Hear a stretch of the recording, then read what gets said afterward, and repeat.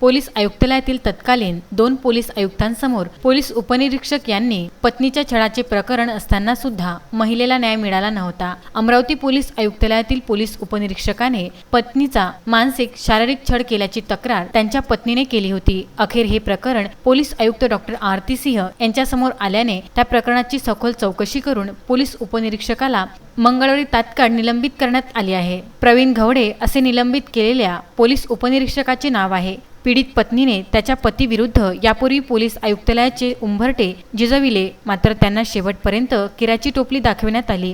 मात्र आरती सिंह यांनी पीडित महिलेची व्यथा आणि त्रास लक्षात घेता त्यांनी तात्काळ कारवाई केल्याने निलंबित पोलीस उपनिरीक्षकाच्या पत्नीने डॉक्टर आरती सिंह यांचे आभार मानले आहे। पोलीस आयुक्त डॉक्टर आरती सिंह यांनी पोलीस विभागातील दोषी पोलिसांवर कारवाई करून महिलाविषयी सजगतेचा परिचय करून दिला आहे। Vidarbha news bureau, Amravati.